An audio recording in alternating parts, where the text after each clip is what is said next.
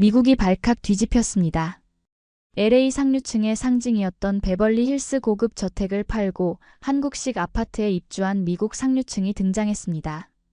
부동산 업계는 물론 미국 주요 언론들도 이 소식을 긴급히 보도하며 이건 단순한 이주가 아니라 라이프 스타일의 혁명이라고 분석하고 있는데요.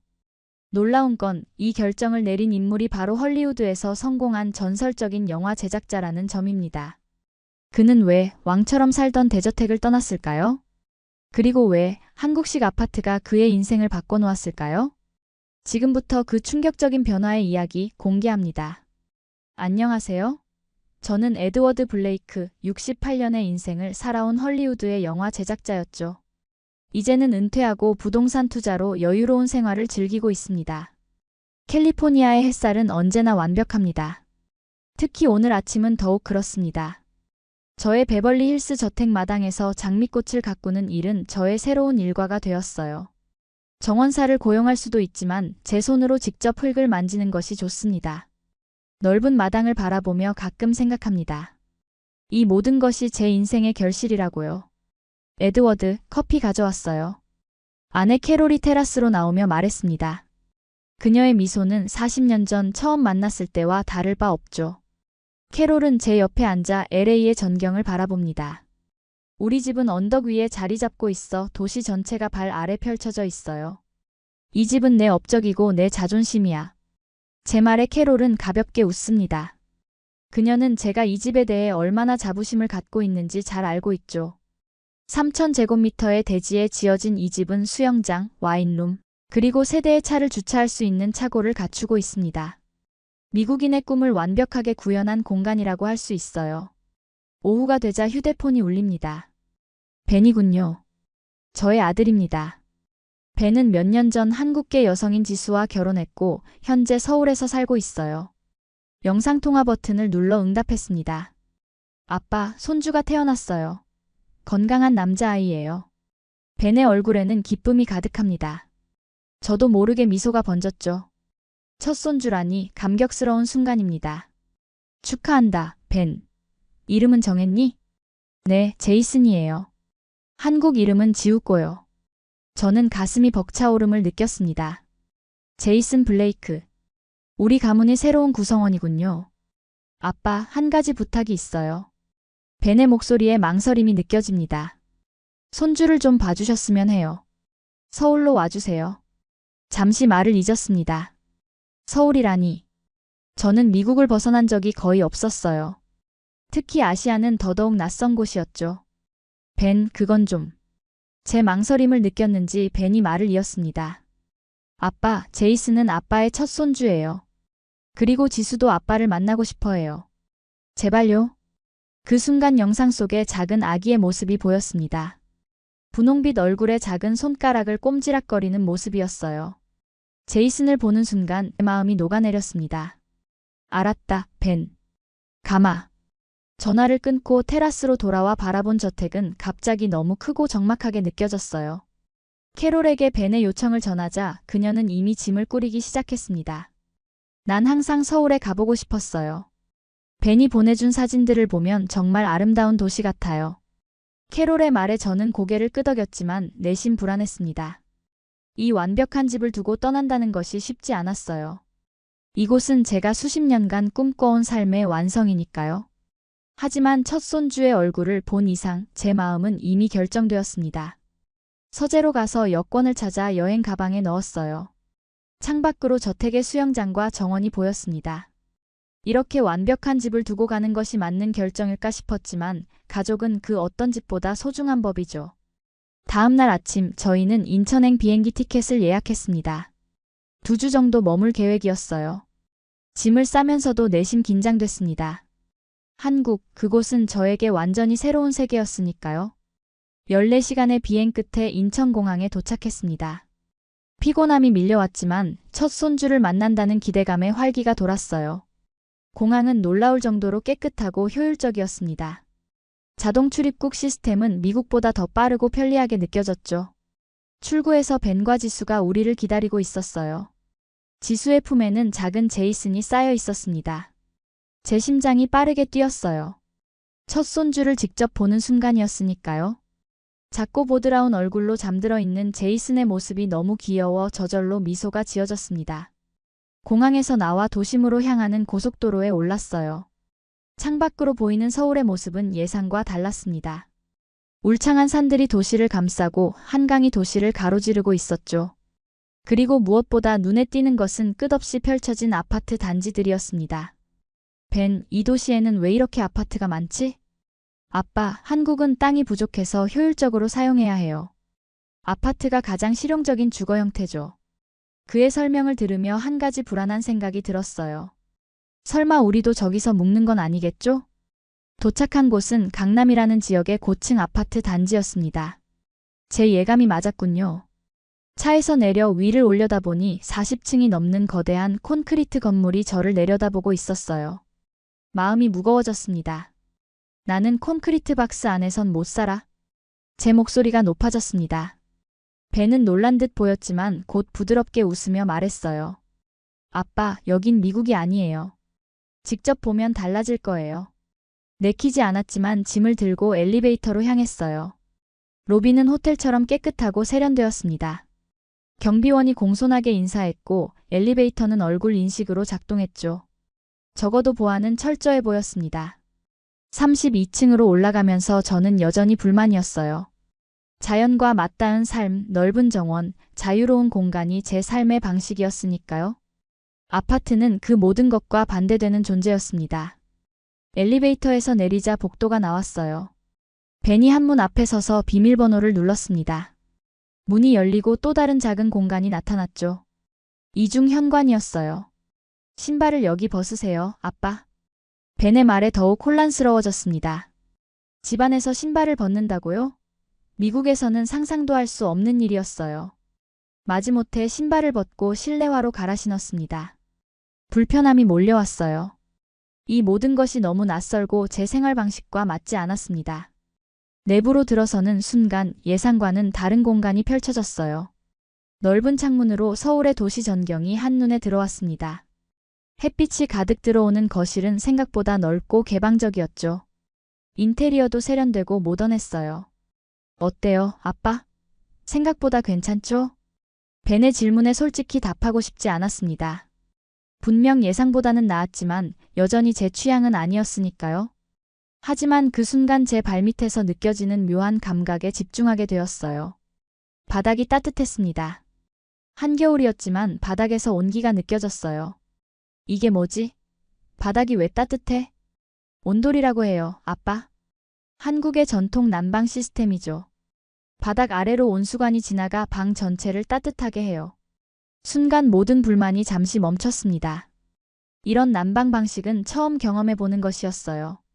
우리 집의 벽난로나 에어컨과는 완전히 다른 종류의 온기였습니다. 첫날 밤 바닥의 온기에 이끌려 거실 한가운데 앉아 있었습니다. 미국의 차가운 대리석 바닥과는 비교할 수 없는 포근함이었어요. 캐롤도 이 새로운 느낌에 놀란 듯 맨발로 바닥을 걸어다니며 즐거워했죠.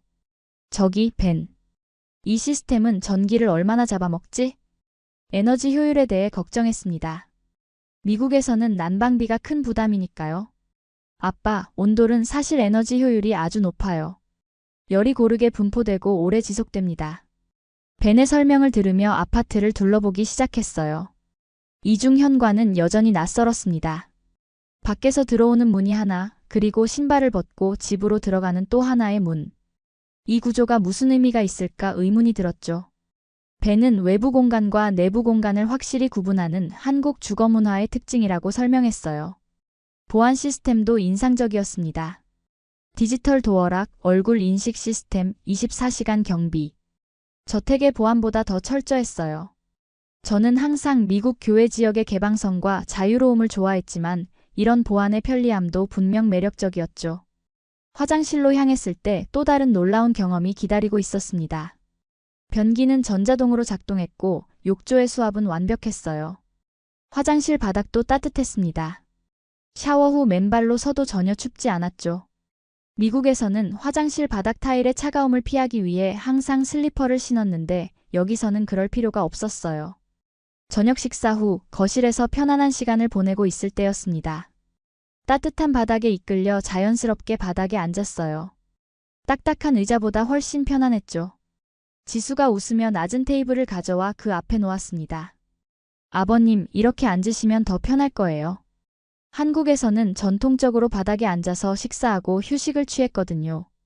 이 말을 듣고 보니 저도 모르게 한국의 오래된 생활 방식을 자연스럽게 따르고 있었네요.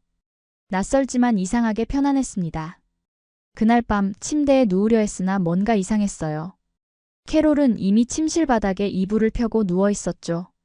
고급 매트리스를 두고 바닥에서 자다니요? 하지만 아내가 행복해 보여서 옆에 누웠습니다. 놀랍게도 바닥은 단단하면서도 적당히 푹신했어요. 온기가 등을 따라 올라오는 느낌이 들었습니다. 미국에서 느껴보지 못한 안정감이었죠. 어떠세요, 아빠? 한국식 온돌방에서의 첫날 밤이? 벤이 문을 살짝 열고 물었어요. 솔직히 말하자면 예상외로 좋았습니다. 하지만 아직 완전히 인정하고 싶지는 않았죠. 나쁘지는 않네. 아침이 되자 햇살이 넓은 창문을 통해 방 안으로 쏟아졌어요. 베벌리 힐스의 아침과는 다른 활기찬 에너지가 느껴졌습니다. 거실로 나가니 지수가 한국식 아침 식사를 준비하고 있었죠. 김이 모락모락 나는 밥과 국, 그리고 여러 작은 반찬들이 식탁에 놓여 있었습니다. 식사를 마친 후 벤이 아파트 단지를 둘러보자고 제안했어요. 엘리베이터를 타고 내려가자 또 다른 세계가 펼쳐졌습니다. 로비는 고급 호텔 같았고 경비원들은 공손하게 인사했어요. 단지 내부에는 잘 가꾸어진 공원, 산책로, 분수대가 있었죠.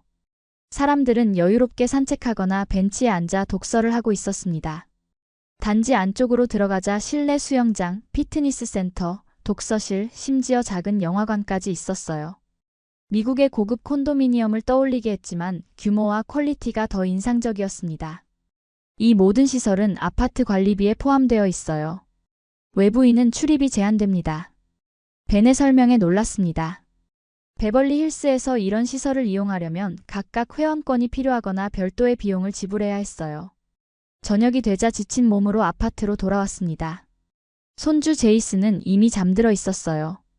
조용히 그의 방에 들어가 작은 얼굴을 바라보았죠. 그리고 문득 이상한 충동이 일었습니다. 바닥에 누워보고 싶다는 생각이었어요. 침실로 돌아와 이불을 바닥에 펴고 누웠습니다. 따뜻한 온돌 바닥이 몸의 피로를 빠르게 풀어주는 듯 했어요. 창밖으로 서울의 밤 풍경을 바라보며 생각했습니다. 이 콘크리트 박스라고 생각했던 공간이 이제는 이상하게 편안하게 느껴졌어요. 그렇게 저는 조용히 바닥에 누워 깊은 잠에 빠졌습니다. 베벌리 힐스 저택의 킹사이즈 침대보다 더 편안한 잠자리였어요. 이 따뜻한 바닥은 분명 미국에서는 경험할 수 없는 특별한 것이었습니다.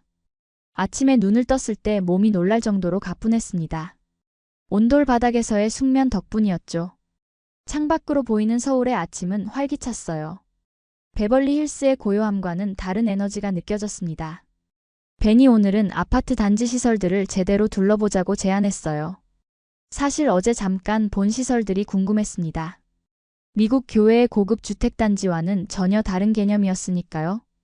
아파트를 나서자마자 놀라운 광경이 펼쳐졌어요. 단지 내 산책로는 마치 공원처럼 꾸며져 있었습니다. 아침 운동을 하는 주민들, 강아지를 산책시키는 사람들, 등교하는 아이들로 활기찼죠. 캘리포니아에서는 이런 모습을 보려면 차를 타고 나가야 했습니다.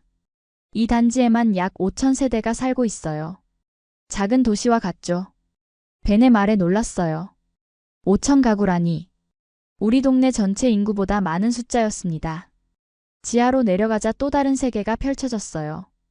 대형 슈퍼마켓, 카페, 레스토랑, 심지어 병원과 약국까지 있었습니다.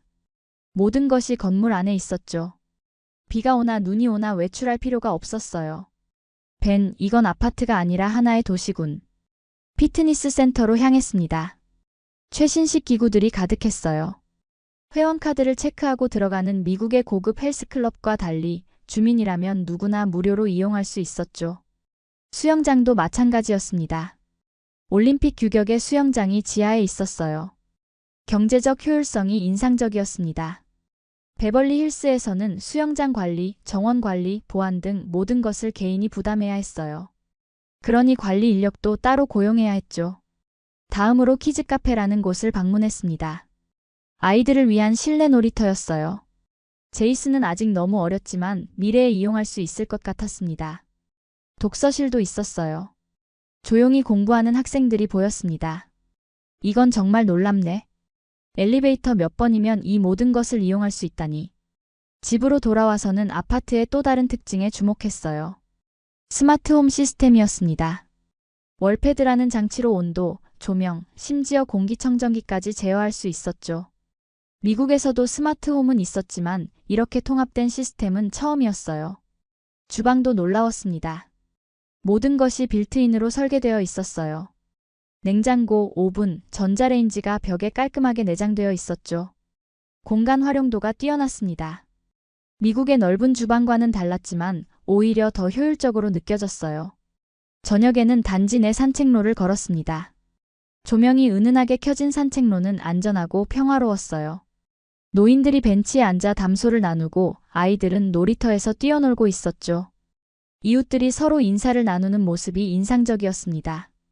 커뮤니티 의식이 느껴졌어요. 베벌리 힐스에서는 이웃집이 멀리 떨어져 있어 교류가 거의 없었습니다. 각자의 저택에서 독립적인 생활을 했죠. 하지만 여기서는 다양한 세대가 같은 공간에서 조화롭게 살고 있었어요. 며칠이 지나자 저는 점차 이 생활에 적응해 갔습니다. 매일 아침 단지 내 산책로를 걷고 가끔은 피트니스 센터에서 운동하기도 했어요. 벤과 지수가 일하러 간 사이 저는 손주 제이슨과 시간을 보냈습니다. 때로는 놀이방에 데려가기도 했죠. 아기와 함께하는 시간이 이렇게 즐거울 줄 몰랐습니다. 베벌리 힐스의 저택이 넓고 호화로웠지만 사실 그곳에서는 매우 외로웠어요. 캐롤과 저만 있었고 넓은 공간은 오히려 공허함을 더했습니다.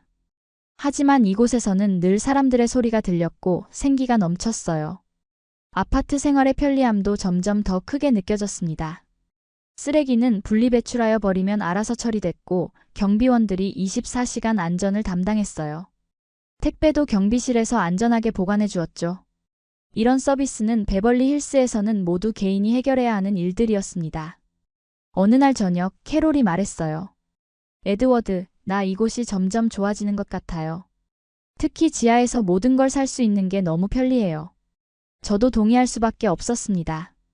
처음에는 콘크리트 박스라고 생각했던 이 공간이 이제는 매우 실용적이고 효율적인 생활 방식으로 느껴졌어요.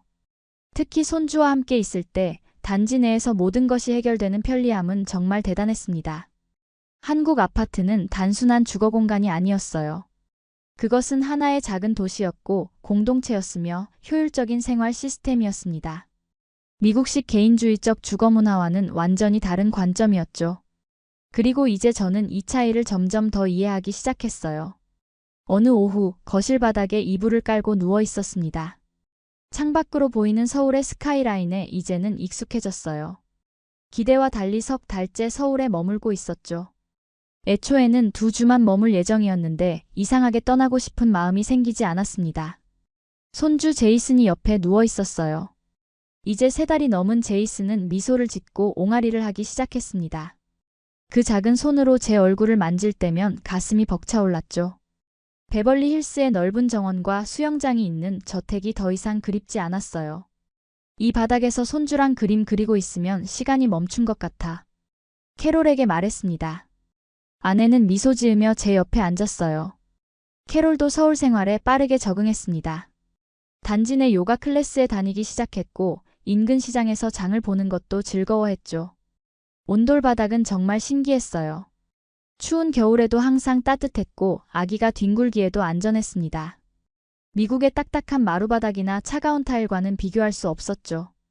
이 바닥 문화는 가족 생활에 완벽하게 맞는 것 같았어요. 벤이 퇴근하고 돌아왔습니다.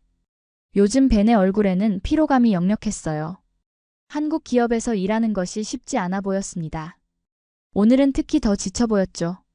힘든 하루였어요. 벤은 한숨을 쉬며 바닥에 누웠습니다. 제이슨이 아빠를 알아보고 웃음을 터뜨렸어요. 그 모습에 벤의 표정도 밝아졌습니다. 요즘 회사에서 큰 프로젝트를 맡았어요. 스트레스가 좀 있네요. 그 말을 듣고 문득 깨달았습니다. 저는 아들과 진정한 대화를 나눈 적이 없었어요. 헐리우드에서 바쁘게 일할 때 벤은 그저 주말에 잠깐 만나는 아들이었습니다. 대화라고 해봤자 학교 성적이나 미래 계획에 대한 짧은 질문들 뿐이었죠. 그날 밤 제이슨이 잠든 후 벤과 함께 베란다에 나갔어요. 서울의 밤 풍경이 펼쳐져 있었습니다. 수많은 건물의 불빛이 마치 별처럼 빛나고 있었죠. 벤, 솔직히 말해봐. 왜 미국을 떠나 한국에 정착했니? 오랫동안 하고 싶었던 질문이었습니다. 벤이 대학 졸업 후 한국계 회사에 취직하고 한국인 지수와 결혼하여 서울로 이주한 것은 저에게 충격이었어요. 그동안 아들의 선택을 이해하지 못했죠. 아빠, 사실 미국에서는 항상 이방인 같았어요. 혼혈인으로서 완전히 소속감을 느끼기 어려웠죠. 하지만 여기서는 달라요. 물론 외국인이지만 이상하게도 더 편안함을 느낍니다. 벤의 말에 가슴이 아팠어요. 제가 아들의 정체성 고민을 전혀 몰랐다니. 아니, 알려고 노력하지 않았다고 해야 맞을 것 같았습니다. 그리고 여기 사람들의 가족 중심적인 문화가 좋아요. 주거 환경도 그렇고요. 이 아파트를 봐요. 모든 것이 가족 생활을 중심으로 설계되어 있잖아요. 벤의 말을 들으며 지난 몇 주간 경험한 것들이 떠올랐습니다.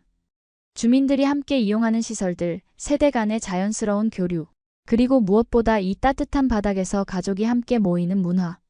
모든 것이 연결되어 있었어요. 아빠, 이젠 집이 중요한 게 아니라 그 안에 있는 가족이 중요한 거죠. 벤의 말이 깊이 와닿았습니다. 저는 평생 더 크고 더 화려한 집을 위해 달려왔어요. 하지만 그 과정에서 정작 중요한 것을 놓치고 있었죠. 가족과 함께하는 시간, 아들의 성장을 지켜보는 기쁨, 이런 것들이었습니다. 벤, 미안하구나. 아빠가 너무 일에만 집중했어. 오랜만에 아들과 진심 어린 대화를 나눴습니다. 벤의 어린 시절, 제가 영화 제작으로 바빠 참석하지 못했던 학교 행사들, 그리고 벤이 한국에 관심을 갖게 된 계기까지. 이야기는 깊어졌고 시간이 흘러갔어요. 밤이 깊어지자 거실로 돌아왔습니다. 지수와 캐롤은 이미 잠들어 있었어요. 바닥에 이불을 깔고 누웠죠. 이제는 침대보다 이 방식이 더 편안하게 느껴졌습니다. 아빠, 미국에 돌아가면 온돌이 그리울 거예요. 벤의 말에 웃음이 나왔어요. 맞는 말이었습니다. 이미 베벌리 힐스의 저택에 온돌 시스템을 설치할 수 있을지 고민하고 있었으니까요. 다음 날 아침 제이슨과 거실 바닥에 누워 놀고 있었습니다. 작은 아기 손가락이 제 얼굴을 만졌어요. 이 순간이 얼마나 소중한지 새삼 깨달았습니다. 베벌리 힐스에 있었다면 손주와 이렇게 가까이에서 시간을 보내지 못했을 거예요. 에드워드, 아침 식사 준비됐어요. 캐롤의 부름에 일어났습니다. 부엌에서는 지수가 한국식 아침 식사를 준비하고 있었어요. 이제는 이 음식들도 익숙해졌습니다. 오히려 미국식 아침이 그리워지지 않았죠. 창밖으로 보이는 서울의 아침 풍경을 바라보며 생각했어요. 세계에서 가장 현대적인 도시 중 하나인 이곳에서 저는 역설적으로 가장 전통적인 가치를 재발견하고 있었습니다. 가족, 소통, 그리고 함께하는 시간의 소중함을요. LA 공항에 도착했을 때 이상한 감정이 밀려왔습니다. 석 달간의 서울 생활을 뒤로하고 집으로 돌아왔지만 기대했던 반가움이 느껴지지 않았어요. 공항에서 집으로 향하는 차 안에서 창밖을 바라보며 생각에 잠겼습니다. 넓은 도로, 드넓게 펼쳐진 주택가, 그리고 각자의 공간에 고립된 듯한 집들. 모든 것이 낯설게 느껴졌죠. 베벌리 힐스의 저택에 도착했습니다. 정원사가 관리해온 마당은 여전히 완벽했어요. 집 안으로 들어서자 우리를 반기는 것은 정적뿐이었습니다. 넓은 거실, 높은 천장, 그리고 차가운 대리석 바닥. 모든 것이 예전과 똑같았지만 뭔가 다르게 느껴졌어요. 집에 돌아오니 어때요? 캐롤의 질문에 솔직히 대답할 수 없었습니다. 이 저택이 갑자기 너무 크고 텅 빈 것처럼 느껴졌어요. 서울 아파트에서는 모든 것이 가까웠습니다. 필요한 모든 것이 손에 닿는 거리에 있었죠. 하지만 이곳에서는 한 공간에서 다른 공간으로 이동하는 것조차 여행처럼 느껴졌어요. 첫날 밤 침대에 누웠지만 잠이 오지 않았습니다. 캘리포니아의 밤은 서울보다 조용했죠. 너무 조용해서 오히려 불편했어요. 서울 아파트에서는 항상 주변에 작은 소리들이 들렸습니다. 이웃의 발소리, 아이들의 웃음소리, 그리고 멀리서 들려오는 도시의 소음들. 그 소리들이 이상하게 안정감을 주었던 것 같아요. 다음 날 아침 베란다에 앉아 커피를 마시며 정원을 바라봤습니다. 아름다운 정원이었지만 갑자기 이 넓은 공간이 의미 없게 느껴졌어요. 서울에서는 작은 베란다에서도 도시의 활기를 느낄 수 있었습니다. 여기서는 고립된 느낌만 들었죠. 딸 리사가 방문했습니다. 오랜만에 만나는 딸이었지만 서울에서의 경험을 어떻게 설명해야 할지 막막했어요. 아빠, 한국은 어땠어요? 역시 우리 집이 최고죠? 리사의 질문에 망설였습니다. 딸은 제가 한국의 아파트 생활을 불편해할 것이라 예상했지만 현실은 달랐어요. 사실 서울의 아파트 생활이 놀랍도록 편리했단다. 모든 것이 가까이 있고 효율적이었어. 리사는 의아한 표정을 지었습니다. 제가 항상 미국식 주거 방식을 최고라고 여겼기 때문이죠. 그때 리사가 갑자기 이상한 표정을 지었어요. 아빠, 왜 바닥에 이불 깔고 누워 있어요? 그제서야 깨달았습니다. 저도 모르게 거실 바닥에 담요를 깔고 앉아 있었던 거예요. 서울에서의 습관이 그대로 남아 있었습니다. 차가운 대리석 바닥은 서울의 온돌 바닥과 달리 불편했지만 어쩐지 그 자세가 자연스러웠어요. 그냥 편해서 그런다. 한국에서는 이렇게 바닥에 앉아서 지내는 경우가 많아. 리사는 여전히 이해하지 못하는 표정이었습니다. 그날 저녁 와인룸에 들어가 오래된 와인을 꺼냈습니다. 예전에는 와인룸이 제 자부심이었어요. 하지만 이제는 공허하게 느껴졌습니다. 수백 병의 와인이 있었지만 함께 나눌 사람이 없었죠. 수영장을 바라보며 생각했습니다. 이 넓은 수영장을 유지하는 데 드는 비용과 노력이 얼마나 되는지. 서울 아파트 단지의 공용 수영장은 누구나 이용할 수 있으면서도 항상 깨끗하게 관리되었어요. 개인 소유보다 효율적인 시스템이었습니다. 밤에는 노트북을 열어 벤이 보내준 영상을 봤습니다. 제이슨이 이제 기어다니기 시작했어요. 작은 손으로 온돌 바닥을 더듬으며 움직이는 모습이 귀여웠습니다. 영상 속에서 벤과 지수가 웃는 모습을 보니 가슴이 아팠어요. 저도 함께 있고 싶었습니다. 다음 날 친구 스티브와 골프 약속이 있었습니다. 컨트리 클럽의 넓은 잔디밭을 걸으며 서울에서의 경험을 이야기했어요. 스티브는 처음에는 믿기지 않는다는 표정이었습니다. 에드, 네가 콘크리트 아파트에서 행복했다고? 농담이지? 아니야, 스티브. 처음에는 나도 그 생각이었어. 하지만 직접 경험해보니 완전히 달랐어. 골프를 마치고 집으로 돌아오는 길에 휴대폰이 울렸습니다. 벤이었어요. 화상통화로 제이슨의 모습을 보여주었습니다. 첫 걸음마를 떼기 시작했다고 했죠. 그 순간 제 마음에 결심이 섰습니다. 내가 변한 게 아니라 이제 진짜 삶이 시작된 거야. 그날 밤 테라스에 앉아 별을 바라보며 생각했어요. 이 화려한 저택, 넓은 정원, 수영장, 와인룸. 모든 것이 제 성공의 상징이었습니다. 하지만 이제는 그것들이 공허하게 느껴졌어요. 중요한 것은 물리적 공간이 아니라 그 안에 담긴 삶과 사람들이었습니다. 다음 날 아침 부동산 중개인에게 전화를 걸었어요. 최근 LA 부동산 시장 동향을 물었습니다. 그리고 이 저택을 매물로 내놓는 것에 대해 상담했죠. 캐롤에게 이 생각을 말했을 때 아내는 놀랍게도 이미 같은 생각을 하고 있었어요. 에드워드, 우리도 이제 변화가 필요해요. 이 큰 집보다 우리 손주와 가까이 있는 게 더 중요하지 않을까요? 스티브와 골프를 치던 중 예상치 못한 이야기를 들었습니다. 18번 홀을 마치고 클럽하우스에서 휴식을 취하고 있을 때였어요. 에드, 들었어? 라온하임이라는 한국식 스마트 단지가 LA 근교에 들어선대. 스티브의 말에 귀가 솔깃해졌습니다. 한국식 단지라니 정말 우연이었죠. 스티브의 설명에 따르면 온돌 바닥부터 이중 현관까지 모두 한국식 설계의 첨단 기술이 결합되었다고 했어요. 파사데나 근처에 모델하우스가 오픈했다는 정보도 얻었습니다. 다음 날 캐롤과 함께 라온하임 모델하우스를 방문했어요. 건물 앞에 도착하자마자 놀라움이 밀려왔습니다. 현대적인 외관과 한국적인 요소가 절묘하게 조화를 이루고 있었어요. 라온이라는 단어가 즐거움을 의미한다는 안내판이 있었죠. 모델하우스 입구에서 한국계 미국인 직원이 맞이했습니다.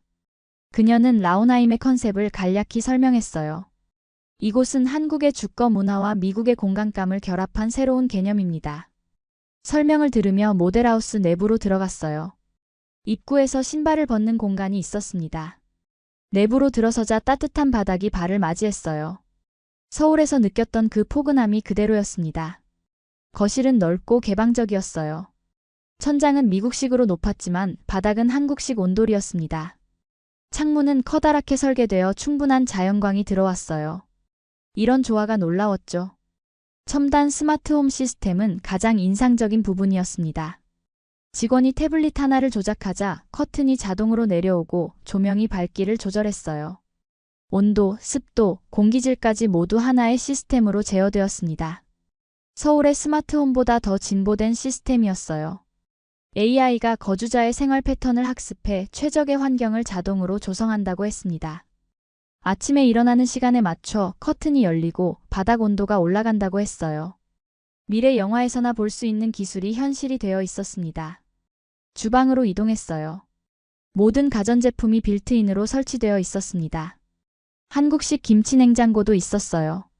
공간 효율성이 극대화된 설계였죠. 미국식 주방의 넓은 공간과 한국식 주방의 효율성이 결합되어 있었습니다. 베란다에는 드론 배송을 위한 작은 플랫폼이 있었어요. 식료품이나 소포를 드론으로 직접 배송받을 수 있다고 했습니다.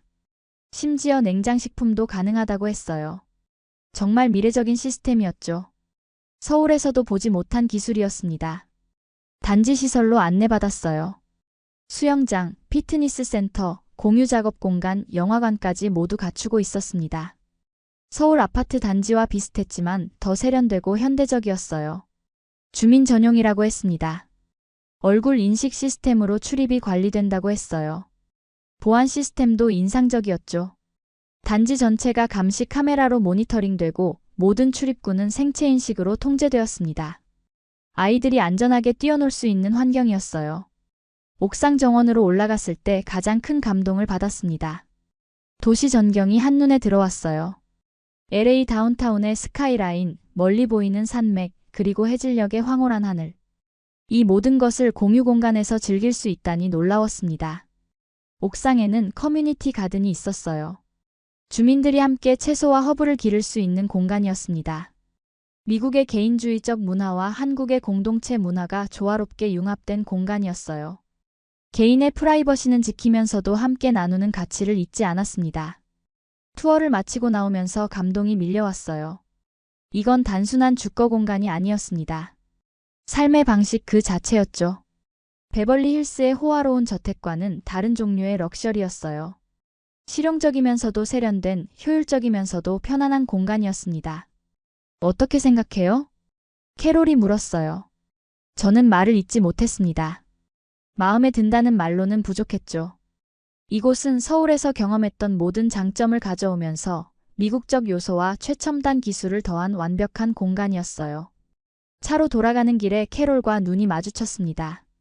아내의 눈빛만 봐도 알 수 있었어요. 우리는 같은 생각을 하고 있었죠. 베벌리 힐스의 저택을 팔고 이곳으로 이사 오는 것에 대해 생각하고 있었습니다. 이건 집이 아니라 삶의 방식이야. 입에서 자연스럽게 나온 말이었어요. 캐롤은 고개를 끄덕였습니다. 우리는 결정을 내렸죠. 이제 새로운 삶을 시작할 때였습니다. 결정을 내리는 데는 오래 걸리지 않았습니다. 라오나임 모델하우스를 본 지 일주일 만에 베벌리 힐스 저택을 매물로 내놓았어요. 부동산 중개인은 놀란 표정이었습니다. 그도 그럴 것이 이 저택은 제 정체성이나 다름없었으니까요. 하지만 이제 저는 다른 사람이 되어 있었죠. 놀랍게도 집은 빠르게 팔렸어요. 헐리우드 스타가 구매자였습니다. 저보다 젊은 세대였죠. 이 화려한 저택은 그에게 더 어울릴지도 모르겠습니다. 저는 이제 다른 가치를 찾고 있었으니까요. 라오나임의 분양 계약을 체결했어요. 최상층 유닛을 선택했습니다. LA의 스카이라인과 산맥이 한눈에 보이는 곳이었죠. 유닛 내부는 제 취향대로 일부 커스터마이징이 가능했어요. 온돌 바닥과 스마트홈 시스템은 기본이었고 벽과 조명, 부엌 가구를 고를 수 있었습니다. 벤에게 전화했어요. 우리의 결정을 알리고 싶었습니다. 벤, 우리가 LA에서 한국식 아파트로 이사하기로 했어. 전화기 너머로 벤의 놀란 웃음소리가 들렸어요. 아빠, 정말요? 농담이죠? 전혀. 라오나임이라는 곳이야. 서울에서 경험했던 모든 것이 여기 있어. 벤은 잠시 말을 잇지 못했습니다. 얼마나 놀랐을지 상상이 갔어요. 미국식 주거 문화에 절대적 신념을 가졌던 아버지가 콘크리트 아파트로 이사한다니 믿기 어려웠을 테니까요. 저는 벤에게 LA 지사로 발령받는 건 어떤지 물었습니다. 벤의 대답은 더 놀라웠어요. 이미 회사에서 LA 지사 발령 제안을 받고 있었다는 것이었죠. 다만 제가 한국식 주거를 이해할지 걱정했다고 합니다. 이런 우연이 또 있을까요? 세상은 참 신비롭습니다. 6개월 후 저희는 라오나임에 입주했어요. 2주 뒤에는 벤의 가족도 합류했습니다. 제이슨은 이제 1살이 넘어 걸음마를 완전히 터득했어요. 그 작은 발로 온돌바닥을 달리는 모습이 너무 귀여웠습니다. 손주와 함께 사는 즐거움은 무엇과도 바꿀 수 없었어요. 새 집은 기대 이상이었습니다. 아침에 눈을 뜨면 AI 시스템이 최적의 온도와 조명을 자동으로 설정해 주었어요. 커튼이 서서히 열리며 자연스럽게 깨어날 수 있었습니다. 주방의 커피 머신은 제가 일어나는 시간에 맞춰 커피를 내려주었어요. 이 모든 것이 한 번의 설정으로 가능했습니다. 단지 생활도 활기찼어요. 캐롤은 옥상 커뮤니티 가든에서 채소를 기르기 시작했습니다. 이웃들과 자연스럽게 교류하며 행복해했어요. 저는 피트니스 센터와 수영장을 정기적으로 이용했습니다. 베벌리 힐스에서는 차를 타고 나가야 했던 일들이 이제는 엘리베이터 몇 번이면 해결되었죠. 지수는 단지 내 공유 작업 공간을 이용해 원격 근무를 시작했어요. 제이슨은 키즈 카페에서 또래 아이들과 어울리기 시작했습니다. 이 모든 것이 한 건물 안에서 가능했어요. 가족이 더 가까워지는 느낌이었습니다. 매일 아침 저는 옥상 정원에서 커피를 마셨어요. LA의 전경을 바라보며 묵상하는 시간이 좋았습니다. 가끔은 이웃들과 대화를 나누기도 했어요. 다양한 배경의 사람들이 이곳에 모여 살고 있었습니다. 한국계 미국인뿐만 아니라 다양한 인종의 사람들이 이 새로운 주거 방식의 매력을 느끼고 있었죠. 딸 리사도 처음에는 의아해했지만 방문 후에는 생각이 바뀌었어요. 그녀도 근처 단지의 입주를 고려하기 시작했습니다. 가족이 모두 가까이에서 살게 될 가능성이 높아졌어요. 오늘은 제이슨의 첫 생일입니다. 단지 내 공용 공간을 예약해 파티를 열었어요. 이웃들도 함께 축하해 주었습니다. 공동체 의식이 느껴지는 순간이었어요. 베벌리 힐스에서는 상상할 수 없었던 일이었습니다. 생일 파티가 끝나고 제이슨을 재우고 나서 베란다에 나왔어요. 캐롤, 벤, 지수와 함께 와인을 마시며 이야기를 나눴습니다. 아빠, 솔직히 어때요? 후회는 없어요? 벤의 질문에 진심으로 대답했어요. 전혀. 인생에서 가장 현명한 결정이었어. 그리고 그것은 정말 사실이었습니다. 저는 더 이상 물질적인 것에 가치를 두지 않게 되었어요. 마당과 수영장의 크기가 아니라 함께하는 사람들과의 관계가 더 중요해졌습니다. 효율성과 실용성의 가치를 이해하게 되었어요. 집은 벽과 지붕이 아니라 사람과 온기다. 문득 떠오른 생각을 말했습니다. 모두가 고개를 끄덕였어요. 그것이 우리가 함께 배운 진실이었습니다. 저는 이제 다른 사람이 되었어요. 한국 문화를 통해 새로운 관점을 얻었습니다. 온돌은 단순한 난방 시스템이 아니었어요. 그것은 가족을 한 곳에 모으는 문화였습니다. 아파트는 단순한 주거 공간이 아니었죠. 효율적인 생활과 공동체 의식이 결합된 생활 양식이었어요. 온돌은 제 몸을 바꿨고 한국 아파트는 제 삶을 바꿨습니다. 이제 저는 두 문화의 좋은 점을 모두 누리며 살고 있어요. 세상은 넓고 배울 것은 많다는 진리를 68세에 깨달았습니다. 늦었다고 생각했지만 지금이 가장 행복한 시간입니다. 오늘의 사연은 어떠셨나요? 이번 영상을 어떻게 생각하시는지 댓글로 의견을 남겨주시고 좋아요를 눌러주세요. 다음에도 더 흥미진진한 사연으로 찾아뵙겠습니다. 여러분의 사연 제작소 감동 나누기였습니다. 감사합니다.